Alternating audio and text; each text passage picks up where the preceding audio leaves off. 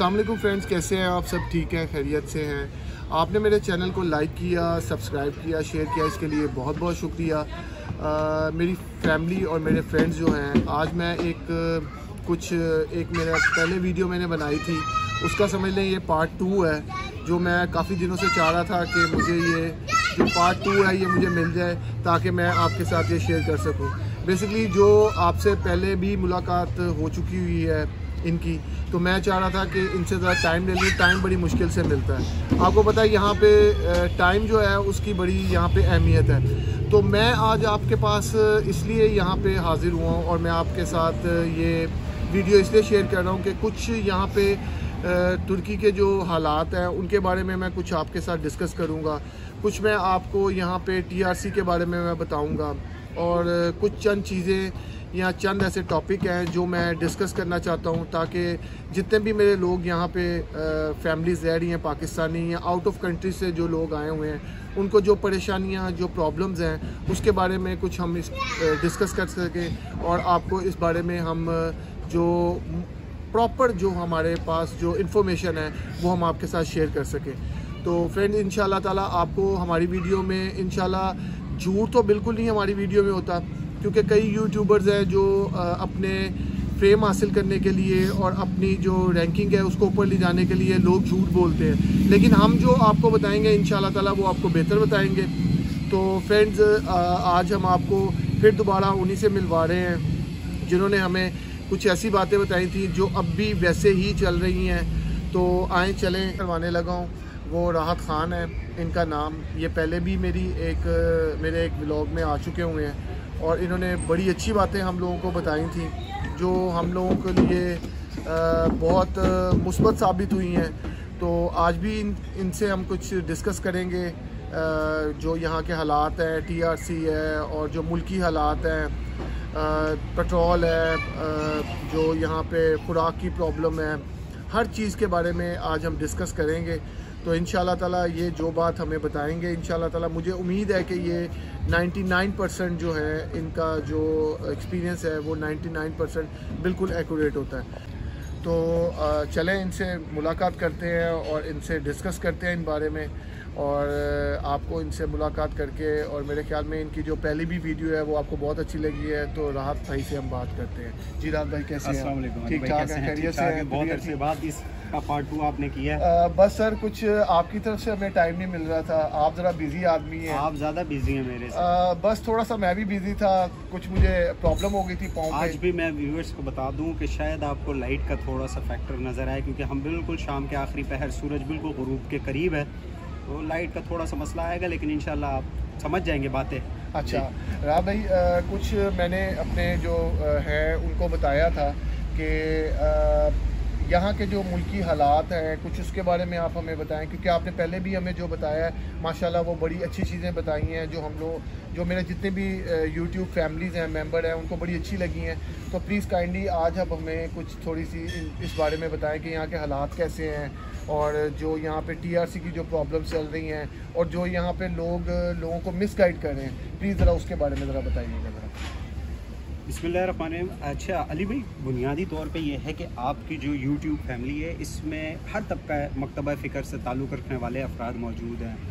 इसको एक आम आदमी भी देखता है और एक बहुत बड़ा इन्वेस्टर भी देखता है, एक पढ़ा लिखा तबका भी देखता है और एक नॉर्मल तबका भी देखता है। वो लोग भी देखते हैं जो सिर्फ सयाहत की घर से यहाँ पे आ रहे हैं, और वो लोग भी देखते हैं जिनका पर्पस होता है मूव करना या इमिग्रेशन जिनका हुसूल होता है। जी।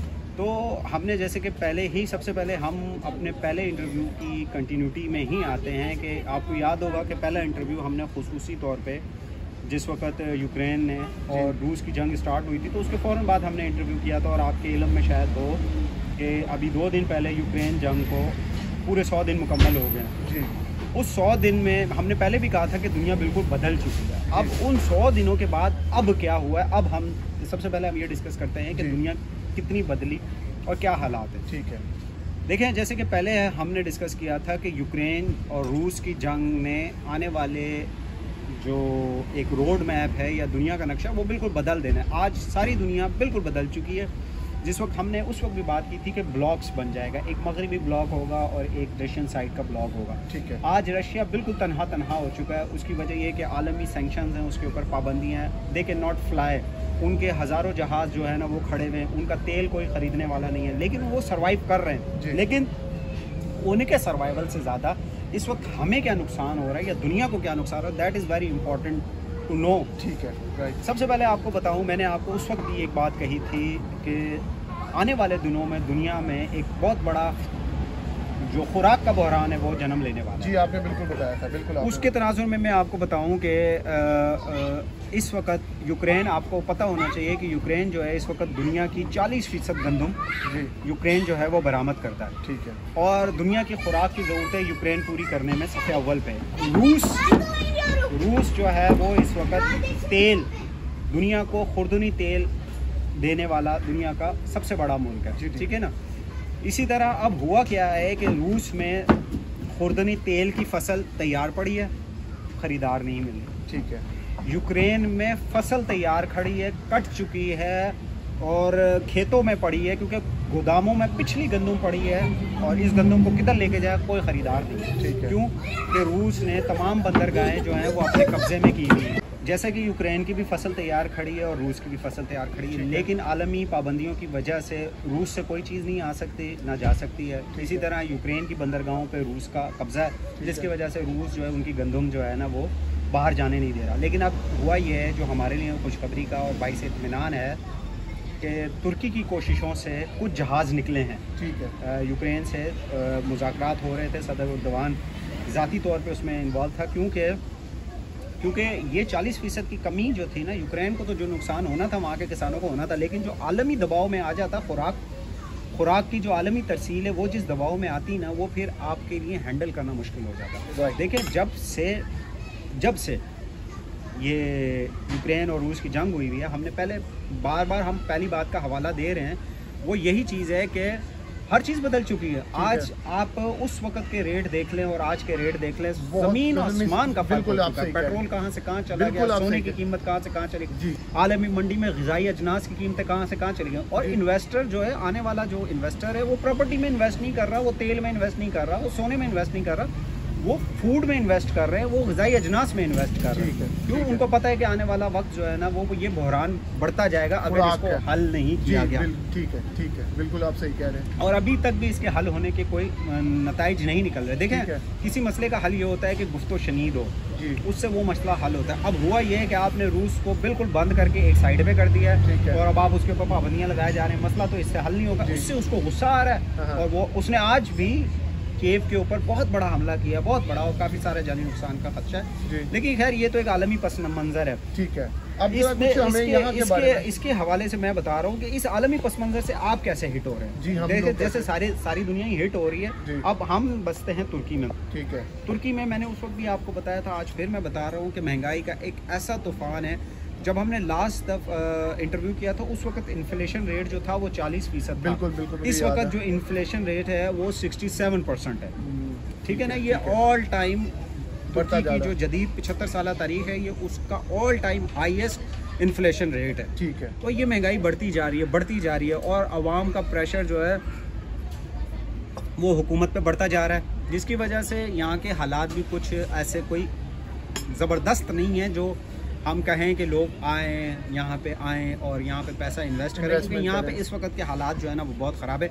आज जो है वो पिछले 15 से 20 दिन के दरमियान डॉलर जो है वो 16.5 से ऊपर जा चुका है, जिसकी पेश गोई यही है कि ये जून और जुलाई के दरमियान ये 22 तक जाएगा, 22 लीरा तक जाएगा एक डॉलर। तो ये बहुत संगीन सिचुएशन है तुर्किश अवाम के लिए और ख़ुसूसन हम लोगों के लिए जो यहाँ पे बस रहे हैं या उन लोगों के लिए जिन्होंने यहाँ पे इन्वेस्ट किया। क्योंकि दिन ब दिन लीरा की कदर घटने की वजह से प्रॉपर्टी जिन लोगों ने होल्ड की हुई है उनके नुकसानात हो रहे हैं। ठीक है ना। और जो ख़रीदना चाह रहे हैं उनको भी नुकसानात हो रहे हैं। ठीक है। तो ये हाल हवाल है। आप मुझे, सॉरी मैं आपकी बात काट रहा हूँ, थोड़ा सा मुझे ये बताएं हमारे नाज़रीन को कि आया जो लोग यहाँ पे आना चाह रहे हैं, मैंने पहले भी आपसे पिछले इंटरव्यू में भी यही पूछा था, अब भी मैं आपसे ये पूछना चाह रहा हूँ कि ज़रा प्लीज़ काइंडली आप ज़रा ये खुल के आवाम को जो देख रहे हैं उनको बताएं ज़रा कि यहाँ पे अब आना उनके लिए बेहतर है या उनके लिए नहीं बेहतर है, या उनके लिए प्रॉपर्टी लेना बेहतर है? प्लीज़ इसके बारे में देखें अली भाई, मैं आपको बता रहा हूँ कि तुर्की, याद रखें, अगर आपने सिर्फ घूमने फिरने के पर्पज़ से आना है, this is the best time to visit Turkey. ठीक है। वजह उसकी ये है कि डॉलर का रेट बहुत इस वक्त हाई हुआ हुआ है, लीरा गिरा हुआ है, तो जो भी बंदा यहाँ पर ख़रीदारी करेगा, आके सैर व सियाहत की घर से हफ्ता 10 दिन के लिए आएगा, तो वो एक अच्छा पैकेज उसको मिल जाएगा, खुला खर्चा कर सकता है। जिसकी मिसाल मैं आपको ये देता हूँ कि तुर्की और बल्गारिया का बॉर्डर साथ है। ठीक है। आपको पता होना चाहिए, और बल्गारियंस को तुर्की में वीज़ा फ्री एंट्री है। ठीक है। बल्गारियन अपनी रोज़मर्रा की ज़रूरियात की जो चीज़ें हैं खाने पीने की, वो आके तुर्की में, वान उनका शहर है और दूसरे शहर है, वहाँ पे आके वो शॉपिंग करते हैं अपनी रोज़मर्रा की, क्योंकि यहाँ पे इकोनॉमी जो है वो कोलैप्स की हुई है। तो मैं आपके व्यूवर्स और इस चैनल को देखने वाले और इसको शेयर करके जो जिन तक भी ये हमारी बातें पहुँचे, उन तक मैं ये एक बात पहुँचाना ज़रूरी समझता हूँ। अगर आप सिर्फ तुर्की की खूबसूरती को एंजॉय करना चाहते हैं, आप अपनी समर वेकेशंस अपने बच्चों के साथ गुजारना चाहते हैं, आप थोड़ा वक्त जो है नेचर के करीब रहना चाहते हैं, तो आप ज़रूर आएँ। बिल्कुल। आप तुर्की आएँ जी, सैर व सियाहत करें, हफ्ता 10 दिन के लिए आए, 15 दिन के लिए आए, 20 दिन के लिए, उसके बाद अल्लाह खैर से अल्लाह आप अपने घर जाएँ। ठीक है।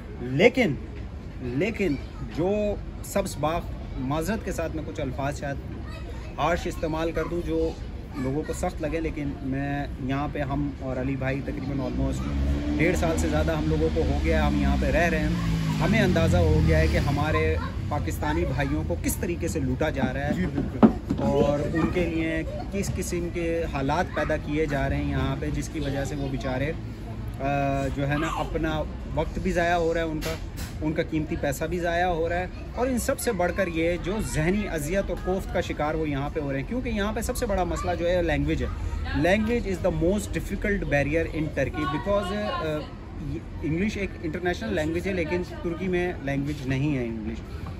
अगर आपने सर्वाइव करना है तो आपको यहाँ पे टर्किश लैंग्वेज का आना ज़रूरी है। सयाहों के लिए नहीं है जो हफ्ता 10 दिन के लिए आते हैं, लेकिन जिन लोगों ने यहाँ पे रहना है उन लोगों के लिए ज़बान का आना बहुत ज़रूरी है। तो बात वही है कि जो मैं फिर यही कहूँगा कि आपने आना है, मोस्ट वेलकम। आप तुर्की आएँ, घूमें फिरें, वीज़ा लगवाएं, आएँ जाएँ, 100 बिस्मिल्लाह, साल में 10 दफ़ा। लेकिन अगर आप इस चक्कर से आ रहे हैं कि आप सेटलमेंट करना चाह रहे हैं, आप यहाँ पे रहना चाह रहे हैं, और अगर कोई प्रॉपर्टी भी नहीं ख़रीदना चाहते आर्जी तौर पे और रहने की ख्वाहिशमंद हैं, तो इस वक्त हालात बहुत ही संगीन है, बहुत ही संगीन है। क्योंकि आप ये समझ लें कि ऑलमोस्ट तुर्की ने अनऑफिशियल, मैं आपको ये बातें बता रहा हूँ, अनऑफिशियल ये टर्किश गवर्नमेंट ने से तस्दीक शुदा बातें नहीं हैं, लेकिन अनऑफिशियली मैं इसलिए कह रहा हूँ क्योंकि जो यहाँ पे बड़े काम करने वाले लोग हैं, जो बड़े ग्रुप्स हैं, जो काम करने वाले लोग हैं, जो मोतबर इदारे हैं, उन लोगों ने साफ तौर पे कह दिया है कि अब टीआरसी के केसेस वो नहीं लेंगे माँ सिवाय रिन्यूअल के। ठीक है। क्योंकि टीआरसी की रिजेक्शन इस वक्त 90% हो चुकी है, 90% पे टीआरसी की रिजेक्शन हो रही है। अब अगर एक बंदा 12-13 हज़ार लीरा लगाता है टीआरसी के हुसूल के लिए और वो रिजेक्ट हो जाए, वो किस कैफियत में होगा। उसने यहाँ पे होटल में भी रुकना है और इधर उधर लोगों को पैसे भी देने हैं। उसके बाद जब उसको इनकारी हो जाएगा तो उसके साथ क्या होगा, ज़हनी तौर पे वो बेचारा किस कंडीशन में होगा, इसका आप खुद अंदाज़ा लगा सकते हैं। ठीक है अली भाई, सबसे इम्पॉर्टेंट चीज़ मैं आपको जो आपके व्यूवर्स को बताना चाह रहा हूँ वो ये है, जिसको समझना बहुत ज़रूरी है, what is the difference between agent and consultant. Right. लेकिन दो चीज़ें याद रखें, हमारा इशू क्या हो रहा है हम पाकिस्तानियों के साथ, खुसूसन हिंदुस्तान, पाकिस्तान और बांग्लादेश, जहाँ के लोग निस्बतन एजेंट्स के ऊपर ज़्यादा इन्हिसार करते हैं जी, और या कंसल्टेंट्स के ऊपर ज़्यादा इन्हिसार करते हैं। क्या हो रहा है, देखिए सबसे पहले आपको ये समझना चाहिए कि एजेंट क्या होता है और कंसल्टेंट क्या होता है। देखिए, हु इज़ एजेंट? ठीक है, एजेंट कौन है? एजेंट के सामने आपकी हैसियत एक सोने का अंडा देने वाली मुर्गी की हैसियत, बिल्कुल ठीक है ना। इसके अलावा उसके सामने आपकी कोई हैसियत, कोई वैल्यू नहीं, बिल्कुल ठीक है। वो एनी टाइम, व्हेन एवर और वट एवर, किसी भी जगह पे बाय हुक और बाय क्रुक आपको काटेगा, हर सूरत काटेगा डेफिनेटली। वो जिस वक्त आपसे पहली मुलाकात करता है ना, तो उसके जहन में सिर्फ एक ही ख्याल चल रहा होता है कि आप कब हाँ करें और कब वो बारात लेके आए जी, बस उसका ये काम है। ठीक है। और now come to the consultant. Consultant क्या है? ठीक है, कंसल्टेंट बेसिकली वो बंदा है जो आपको शुरू से लेके ए से लेके जेड तक आपको सर्विसेज देता है जी। उसके चार्जेस आपके साथ तय होते हैं, प्रॉपर एक एग्रीमेंट होता है कंपनी का, और उसके बिहाफ पे वो आपको सर्विसेज दे रहा होता है। और कंसल्टेंट का मकसद क्या होता है? कंसल्टेंट का मकसद होता है एक हैप्पी क्लाइंट प्रोड्यूस करना, एक कस्टमर की एंडिंग जो हो वो हैप्पीनेस पे हो, ठीक है ना। आपने देखा होगा, आपके मुशाहिदे में होगा, एजेंट्स के थ्रू जो लोग काम करवाते हैं 90% वो फेल होते हैं और उसके बाद वो एजेंटों को गालियाँ निकाल रहे होते हैं। लेकिन जब वही बंदा किसी कंसल्टेंट के पास जाता है और जिसको वो एक अच्छी रकम भी दे देता है, उसका काम हो या ना हो, लेकिन वो थोड़ा मुतमईन रहता है कि यार मैंने एक अच्छे कंसल्टेंट से काम किया तो उसने एफर्ट की, बिल्कुल ठीक है ना। वो फ्रूटफुल हुई या नहीं हुई वो एक अलग चीज़ है, लेकिन उसने एफर्ट की। तो मेरी बात आप अपने व्यूवर्स को भी आप ज़रूर बताएं इस चीज़ को कि please avoid to meet agents को आपने नहीं मिलना। एजेंट्स कौन है? इसने उसका काम कर दिया, उसने आके उसका बता दिया, उसने आके इसका बता दिया, और जी तू आरिफ साहब से काम करा लेना, तू साजिद साहब से काम करा लेना, तू बकर साहब से काम करा लेना। ये सारे नाम मैं मिसाल के तौर पे ले रहा हूँ, अगर किसी का नाम इससे मिलता जुलता है तो हमारी कोई जिम्मेदारी नहीं है, ठीक है ना। जॉन से काम करवा लेना, डॉन से काम करवा लेना, नहीं, ऐसा कुछ भी नहीं है। ये याद रखें कि ये एजेंट्स जो है ना, इनका कोई मफाद नहीं है, इनके नज़दीक सिर्फ आपका पैसे का हुसूल है कि आपकी जेब से पैसा निकल के उसकी जेब में कैसे आएगा, वो शुरू से लेकर आखिर तक सिर्फ यही सोच रहा होता है। जी ठीक है। तो बाकी रहा कंसल्टेंट, तुर्की में बेशुमार बड़ी फर्म्स हैं जो टीआरसी के हवाले से भी कंसल्टिंग करती हैं, जो प्रॉपर्टी के हवाले से भी कंसल्टिंग करती हैं, और मुख्तलिफ इशूज़ के ऊपर किसी भी किस्म का इशू है आपको, वो कंसल्टिंग करती हैं। तो आप उन ग्रुप्स के पास जाएं जो बड़े ग्रुप्स हैं, बहुत बड़े बड़े ग्रुप हैं और बड़े मोतबर ग्रुप हैं, ठीक है ना। ये आपको थोड़ी सी फाइंडिंग करनी पड़ेगी, और उस फाइंडिंग का सबसे इम्पॉर्टेंट तरीका ये है कि आप गूगल सर्च करें, उसके थ्रू आप कंसल्टेंट तक पहुँचें। आप करते क्या हैं, माजरत के साथ हमारे प्यारे पाकिस्तानी भाई, इंडियन भाई या बांग्लादेशी भाई, वो करते क्या हैं, वो किसी बंदे से पूछते हैं, ठीक है, वो किसी बंदे से पूछता है, वो किसी बंदे से पूछता है, वो स्टेप बाय स्टेप चलता रहता है। और इसमें दरमियान में हर बंदा अपना पैसा रखता है। वो 1000 रुपये, अगर 1000 का काम है तो 10 बताने वालों से पहुंचा है आप तक, तो वो 10,000 बन जाता है। वो समझे वो बढ़ता है। ये इश्यूज जो हैं ये बहुत ज़रूरी हैं एड्रेस करना, और आप इस हवाले से भी अपने व्यूवर्स की तरबियत करें कि यार हत्तुल इम्कान कोशिश करें कि एजेंट्स से अवॉइड करें। मेरा बेसिकली अपने जो फैमिलीज़ मेंबर हैं, जो यूट्यूब पे जो मेरे दोस्त देखते हैं, जितने भी मेरे व्यूज़ हैं, मैं ये चाहता हूँ कि मैं जो बात आप बताते हैं ना, वो कम से कम ये होती है, मुझे इतना पता है कि वो 95% रिलायबल होती है। वो बात आप जो करते हैं वो आप पढ़ी लिखी और हमेशा बात का निचोड़ निकाल के आप करते हैं। तो राहत भाई ने आपको बताया है टीआरसी के बारे में, और जो ये लोग बैठे हुए एजेंट बैठे हुए हैं, आप प्लीज़ खुदा के लिए इन एजेंटों से अली भाई, मैं आपको इस वक्त कता कलामी की माफ़ी चाहता हूँ। देखें, मैं आपको बता दूँ, टीआरसी मुकम्मल बंद हो चुकी है। जो फर्स्ट टाइम आने वाले लोग हैं उनकी टीआरसी मुकम्मल इस वक्त बंद है। ठीक है ना, ठीक है। अगर उन्होंने किसी को कोई स्पेस दी हुई है, यूरोपियंस को अगर कोई स्पेस मिली हुई है या अमेरिकन को कोई स्पेस मिली हुई है, तो इस बारे में मैं कुछ नहीं कह सकता। लेकिन एशियंस, स्पेशली पाकिस्तानी, उन लोगों को तो टोटली बंद हो गई है, क्योंकि बहुत सारे ऐसे वाक़यात हुए हैं पिछले 1-2 महीनों के अंदर, बिल्कुल जिसकी तरफ उसके बाद इन्होंने तकरीबन पाकिस्तान के लिए जो है ना टीआरसी बंद कर दी है फर्स्ट टाइम के लिए। ठीक है। दूसरी बात जो मैं सबसे इम्पोर्टेंट आपसे करना चाहता हूँ, अली भाई देखें, मैंने आपको ये, आप अपने व्यूवर्स के ज़रिए ये बात पाकिस्तान और लोगों तक पहुँचाएँ हैं कि जब आप किसी भी मुल्क में जाते हैं, आप अपने मुल्क के सफ़ीर होते हैं जी। आपका किया हुआ एक अच्छा काम आपकी पूरी कौम को आसमान तक पहुंचा सकता है। बिल्कुल ठीक, बिल्कुल। और आपका किया हुआ एक छोटा सा गलत काम आपकी कौम को बदनामी के घड़े में डाल सकता है। बिल्कुल, ठीक है, बिल्कुल। यहाँ पे आपके सामने है, हम इस पे कई दफ़ा डिबेट कर चुके हैं, अपना दिल जला चुके हैं, कुड़ा चुके हैं कि यहाँ पे कुछ पाकिस्तानियों ने कुछ ऐसे काम किए हैं जिनमें टीआरसी की कुछ गलतियाँ की हैं, वही एजेंटी टाइप जिसको आप कह रहे हैं वो की है, और कुछ इस तरह की वीडियोस बना के सर्कुलेट की, जिसकी वजह से बहुत सारे मसाइल का सामना करना पड़ गया पाकिस्तानी कम्युनिटी को। इवन आप यहाँ पे अंदाज़ा करें कि यहाँ पे ट्विटर पे पाकिस्तान के ख़िलाफ़ ट्रेंड चलते रहे। उधर पाकिस्तान में हम कहते हैं कि तुर्की पाकिस्तान दोस्त हैं, डेफिनेटली वो दोस्त हैं और बहुत अच्छे दोस्त हैं अल्हम्दुलिल्लाह। हमसे जो भी मिलते हैं लोग वो अच्छे तरीके से मिलते हैं, लेकिन एक याद रखें, जो अवामी सतह पर एक सोशल मीडिया उस पे आपके लिए बड़े मुखालफाना जज्बात पाए जाते हैं। जी मैं मुझे भी ये हमें बर्दाश्त भी करना पड़ा ये। और ये उसकी वजूहात क्या हैं कि कुछ नाकपत अंदेश गलतियां कर बैठे हैं, जिसकी वजह से यहाँ पे बसने वाले लोगों को उसको खमियाजा भुगतना पड़ता है। ना सिर्फ उनको भुगतना पड़ता है बल्कि ऑल ओवर द वर्ल्ड किसी भी मुल्क में जब कोई एक काम गलत होता है, कोई पाकिस्तानी करता है, तो सारी दुनिया में मौजूद पाकिस्तानी जब वो मीडिया में सर्कुलेट हो जाती है, आजकल कोई बात छुपाना इम्पॉसिबल है, विद इन अ सेकंड पूरी दुनिया के अंदर फैल जाती है। तो होता क्या है, उसका नतीजा ये निकलता है कि दुनिया भर में जहाँ जहाँ लोग होते हैं वो बेचारे परेशान और शर्मिंदा हो जाते हैं, वो यार ये क्या होगा। जी बिल्कुल। तो यहाँ पे भी यही हालात हैं। तो मैं आपसे रिक्वेस्ट करता हूँ आपके चैनल के तवज्जुह से, अपने पाकिस्तानी भाइयों से, कि खुदा के लिए आप ज़रूर आप अपनी टिकटॉक वीडियोस बनाएं, आप अपने यूट्यूब चैनल्स बनाएं, आपको जो भी वीडियोस बनानी है बनाएं, लेकिन आप एक चीज़ को ज़रूर जहन में रखें कि किसी की प्राइवेसी मुतासर ना हो। जी बिल्कुल बिल्कुल, ये आपने बहुत अच्छी बात है। और मैं और आप अभी जब हम यहाँ होटल में बैठ के इंटरव्यू करने लगे थे तो आपने निशानदेही की कि पीछे लोग आएंगे कैमरे में। जी बिल्कुल, मैंने आपको बिल्कुल बताया। इस पे प्राइवेसी का आपने इशू उठाया, मुमकिन है कि वो एतराज़ कर देते, उससे बेहतर ये है कि हम इधर कोने में आके एक साइड पे बैठ जाए। देखिए ये कुछ चीज़ें सिखाई नहीं जाती। माँ बाप या उस्ताद हर बात बच्चे को नहीं सिखाते। माशरा बहुत बड़ा उस्ताद है जी, वक्त बहुत बड़ा उस्ताद है। ये कुछ चीज़ें आपको सिखाता है जी, जिससे आपको अंदाज़ा होता है आहिस्ता आहिस्ता कि यार ज़माने में बचने के या ज़माने में चलने के अंदाज क्या है। बिल्कुल, किस अंदाज से आपने दुनिया के सामने अपने आप को रिप्रेजेंट करना है, किस अंदाज से आपने दुनिया को फेस करना है। तो ये सारी चीज़ें, कुछ चीज़ें आपको वक्त सिखाता है। बिल्कुल। अगर आप अभी भी नहीं सीखेंगे, माशाल्लाह अब आपको 75 साल हो गए हैं। मैं आपकी उम्र की बात नहीं कर रहा, मैं पाकिस्तान की बात कर रहा हूँ।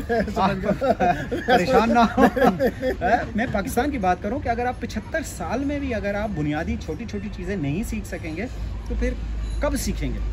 तो टाइम ही कोई नहीं है जो कब सीखेंगे आप लोग के दुनिया में बसने के क्या तरीके। ये याद रखें मेरे भाइयों, तमाम देखने वाले, वो अपने तमाम रिश्तेदार जो भी बाहर जाते हैं उनको ये ज़रूर मैसेज कन्वे करें कि प्लीज़ फॉर गॉड से आप पाकिस्तान के सफ़ीर हैं। जी बिल्कुल, आप पाकिस्तान के सफ़ीर हैं। आप दुनिया के किसी भी मुल्क में जा रहे हैं, चाहे आप 10 दिन के लिए जा रहे हैं या 10 साल के लिए जा रहे हैं, पर आप पाकिस्तान के सफ़ीर हैं। आपने पाकिस्तान का अच्छे से अच्छा तशख़्ख़ुस जो है वो दुनिया के सामने लाना है ताकि लोग जो हैं वो पाकिस्तान। बहुत अच्छी बात है, बहुत अच्छी बात है राहत भाई आपकी है। मेरी जो यूट्यूब फैमिली है उसको आपने, ये एक ऐसी बात है जो मैं चाहता था कि मैं जब भी वीडियो बनाऊं, कोई भी ब्लॉग बनाऊं, मैं उनको ज़रूर ये करूं, लेकिन आपने माशाल्लाह ये बहुत अच्छी बात की है।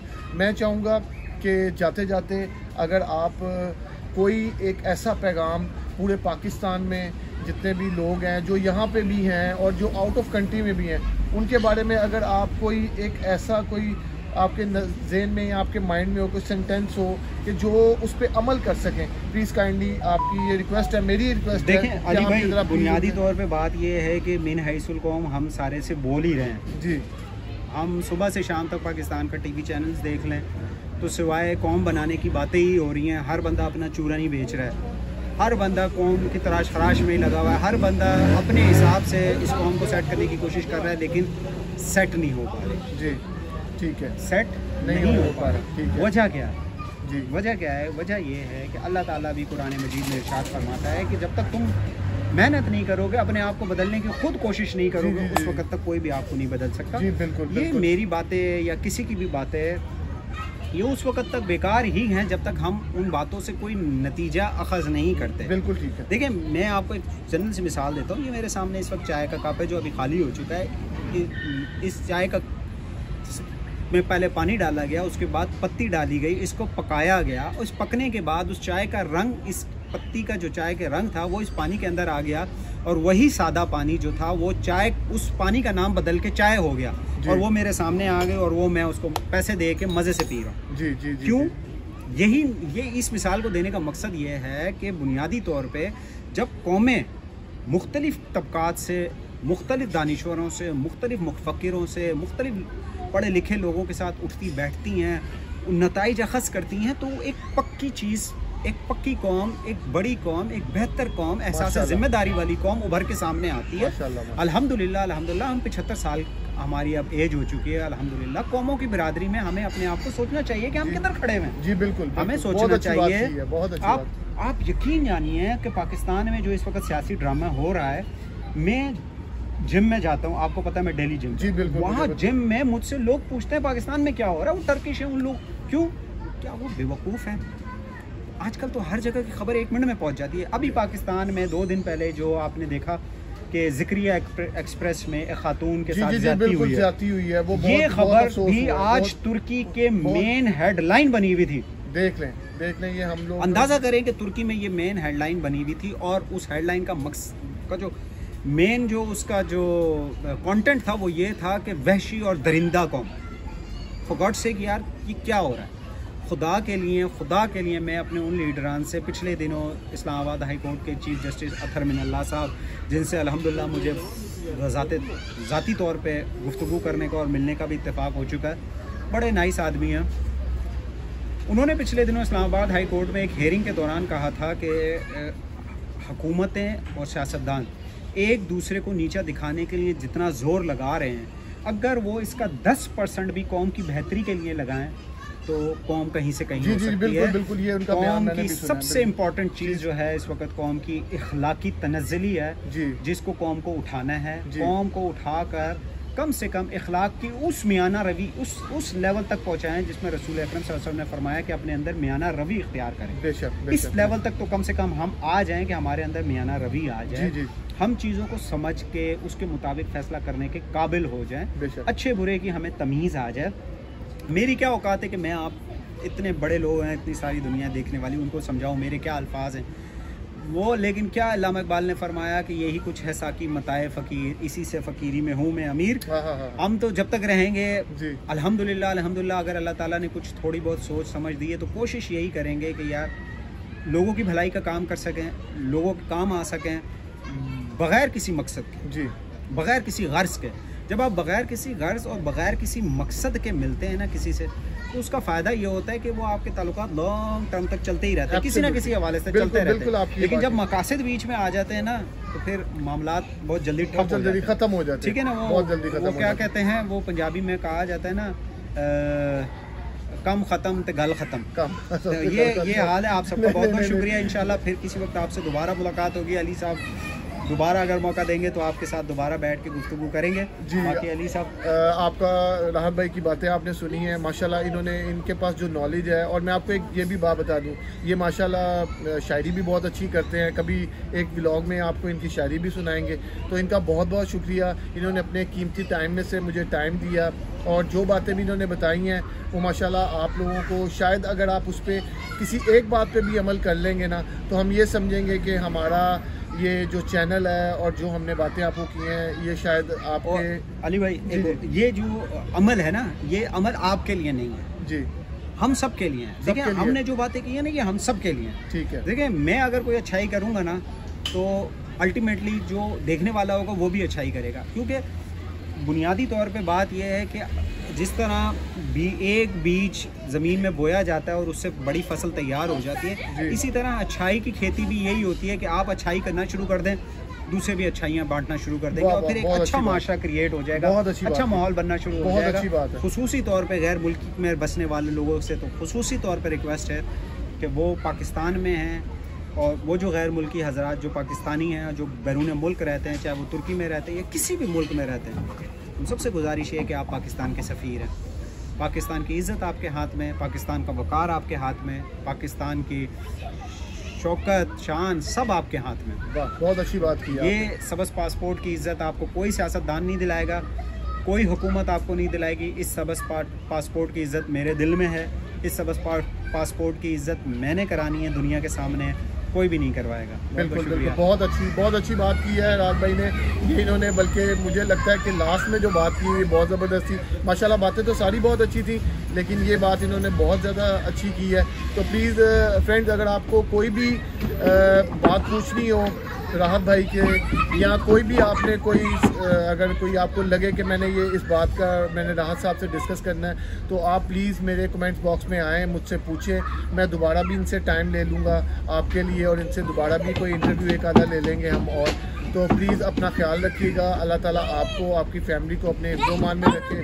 मेरी तरफ से आपको खुदा हाफिज़ है, और अपना ख्याल रखिएगा। हम बेसिकली पार्क में बैठे हुए हैं जहाँ बच्चे खेल रहे हैं और भाग रहे हैं, दौड़ रहे हैं, लेकिन हम उनको मना नहीं कर सकते कि क्या करें, बच्चे तो बच्चे ही हैं। बस बहुत शुक्रिया आपका। जी बहुत शुक्रिया, अपना ख्याल रखिएगा। अस्सलाम वालेकुम।